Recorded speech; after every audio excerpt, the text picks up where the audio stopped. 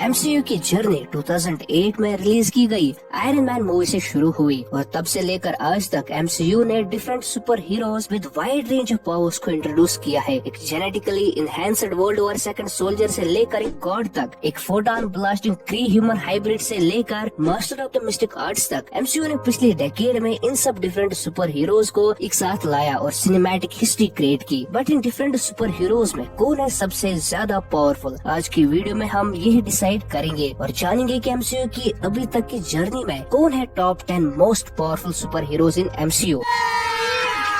अभी मजा आएगा ना भिड़ो। लिस्ट हमने इन कैरेक्टर्स की फीट्स और पावर लेवल्स को ध्यान में रख के बनाई है और ये लिस्ट मेरे पर्सनल ओपिनियन पे बेस्ड है। तो अगर आपका फेवरेट एवेंजर मेरी इस लिस्ट में न हो तो कमेंट सेक्शन में जरूर कमेंट करके बताइए। वीडियो शुरू करने से पहले मैं बता दूं कि अगर आप हमारे चैनल पे पहली बार आए हो तो मेक श्योर आप सब्सक्राइब बटन पे एक हल्का स्मैश मार दो और बिल्कुल भी देरी ना करो अर्थ के माइटीएस्ट सब्सक्राइबर बन की। तो नंबर 10 पे है हमारे पास Black Panther. Heart shaped herb से वकांडा के किंग तिचाला को super human strength, speed, durability, agility, stamina, healing और रिफ्लेक्स जैसी एबिलिटीज मिली। उसके अलावा तिचाला एक मास्टर मार्शल आर्टिस्ट और टैक्टिशियन भी है और उसके पास नियर इंडिस्ट्रक्टेबल वाइब्रेनियम सूट भी है जो कि काइनेटिक एनर्जी को एब्जॉर्ब करके एनर्जी ब्लास्ट और पंचेस में चेंज करके काउंटर अटैक्स भी कर सकता है। ब्लैक पैंथर की स्ट्रेंथ और हाइटेंड एबिलिटीज कैप्टन अमेरिका के बराबर है। तिचाला का यूनिक फाइटिंग स्टाइल और एक्रोबैटिक स्किल्स उसे दूसरे सुपर हीरो से बहुत अलग बनाती है। बात करें नंबर 9 की तो नंबर 9 पे है हमारे पास the friendly neighbourhood Spiderman. Radioactive spider की बाइट की वजह से लॉजिक की मां बहन करने के बाद पीटर पार्कर को super human strength, senses, durability और एजिलिटी मिली। उसके पास ऐसी भी सेंसेस है जिसकी वजह से वो आने वाले खतरे का पहले ही पता लगा सकता है, जिसे हम सब फैंस स्पाइडर सेंस के नाम से जानते हैं। और प्लस वो अपने मैकेनिकल वेब शूटर से वेब्स भी शूट कर सकता है। और साथ ही पीटर बहुत ही ज्यादा इंटेलिजेंट भी है। अपनी एमसीयू की पहली फाइट में उसने फैल्कन और विंटर सोल्जर को हराया था और यहाँ तक कि कैप के साथ भी लड़ाई की थी। इन्फिनिटी वॉर और एंड गेम में उसे और नए सूट्स भी मिले जिसकी वजह से वो और पावरफुल बन गया। स्पाइडरमैन अब एक एवेंजर है और उसके पास अब सुपर सूट्स बनाने के लिए टोनी स्टार्क की मशीन्स भी है जो कि उसे फ्यूचर में स्ट्रॉन्ग और डेंजरस बनाएगी अपने अपोनेंट्स के लिए। बात करें नंबर 8 की तो नंबर 8 पे है हमारे पास विजन। विजन इस लिस्ट में बहुत ऊपर हो सकता था बट इन्फिनिटी वॉर में उसकी पावर्स को बहुत कम कर दिया गया, जहाँ पे पहले कॉर्वस ग्लेव और फिर थैनोस उसे बड़ी आसानी से हरा पाए थे। बट स्टिल विजन के पास बाकी सुपर हीरोज के मुकाबले में बहुत ज्यादा पावर्स है। विजन एक एंड्रॉइड है जिसके पास सिंथेटिक वाइब्रेनियम बॉडी है जिसकी वजह से वो इंटेंजिबल बन सकता है और फ्लाई भी कर सकता है। विजन के पास सोल स्टोन भी है जिसकी वजह से वो पावरफुल एनर्जी ब्लास्ट प्रोड्यूस कर सकता है। और यहाँ तक विजन थॉर के हैमर म्योल्निर के वर्दी भी है। विजन की पावर्स का हमें सिविल वॉर में पता चलता है जहाँ पर वो सारे हीरो से सबसे ज्यादा पावरफुल सुपर हीरो था। बात करें नंबर 7 की तो नंबर 7 पे है हमारे पास आयरन मैन।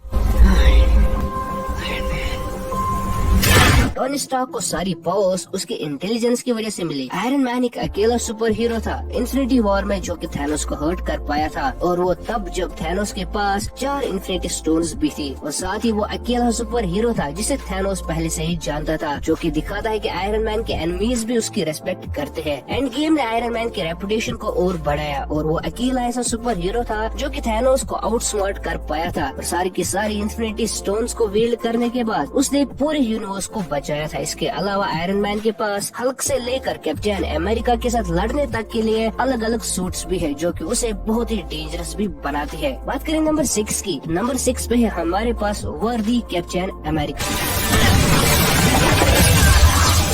स्टीव रॉजर्स को सुपर सोल्जर सेरम इंजेक्ट करने के बाद पीक ह्यूमन लेवल एबिलिटीज मिली और वाइब्रेनियम के शील्ड को वील्ड करने के बाद वो चेंज हो गया कैप्टन अमेरिका में। एंड गेम में वर्दी कैप्टन अमेरिका को देखने के बाद शायद ही कोई ऐसा सुपर हीरो फैन होगा जो कि कैप का फैन अब बन गया हो। कैप ने म्योल्निर से थैनोस के छक्के छुड़ा दिए थे और वो भी अकेले और कुछ टाइम तक वो थैनोस में भारी भी पड़ा था। म्योल्निर की इंचेंटमेंट की वजह से कैप के पास थॉर के लाइटनिंग समन करने तक की पावर आ गई। विदाउट म्योल्निर कैप आयरन मैन पे भी भारी पड़ा था सिविल वॉर में, जो कि उसे आयरन मैन से एक स्पॉट आगे दिलाती है इस लिस्ट में। बात करें नंबर 5 की तो नंबर 5 पे है हमारे पास द हल्क।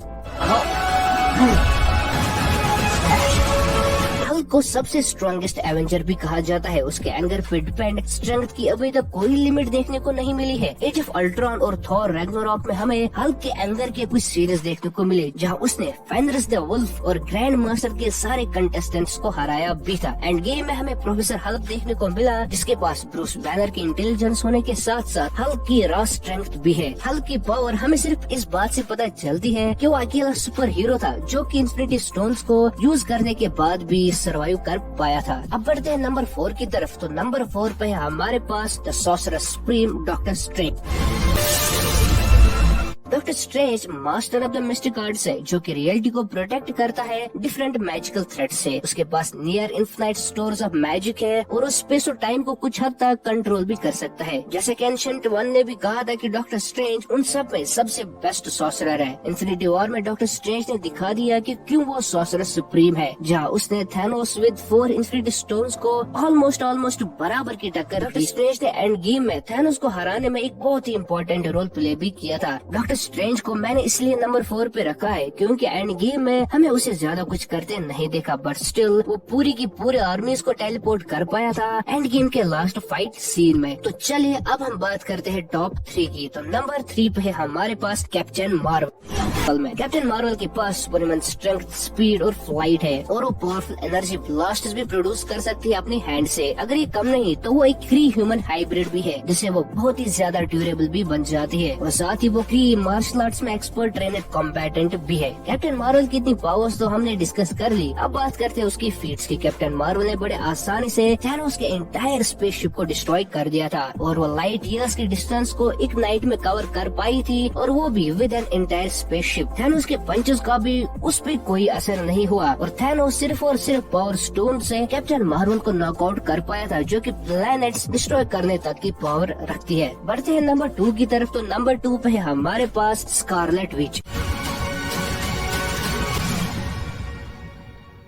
अगर ये लिस्ट सिर्फ एंड गेम मूवी पे बेस्ड होती तो स्कारलेट विच डेफिनेटली सबसे पावरफुल एवेंजर है, बट ये लिस्ट मैंने पूरे एमसीयू को ध्यान में रख के बनाई है, इसलिए स्कारलेट विच दूसरे नंबर पे है। स्कारलेट विच की साइनिक पावर्स की वजह से वो फ्लाई कर सकती है, फोर्स फील्ड्स जनरेट कर सकती है, एनर्जी ब्लास्ट प्रोड्यूस कर सकती है और साथ ही टेलीपैथिक पावर्स भी है उसके पास। स्कारलेट विच अकेले ऐसे सुपर हीरो है जो कि इन्फिनिटी स्टोन को डिस्ट्रॉय कर पाई थी। इन्फिनिटी वॉर में वो थैनोस विद 5 इन्फिनिटी स्टोन्स की पावर को काउंटर कर पाई थी और एंड गेम में तो उसने थैनोस के छक्के छुड़ा दिए थे। और फ्यूचर में जब वो अपनी पावर्स को और अच्छे से हैंडल कर पाएगी तो उसके सामने कोई भी सुपर विलन नहीं टिकने वाला। सो गाइस फाइनली अब हम बात करने वाले हैं नंबर 1 की, और नंबर 1 पे है हमारे पास the god of thunder, Thor.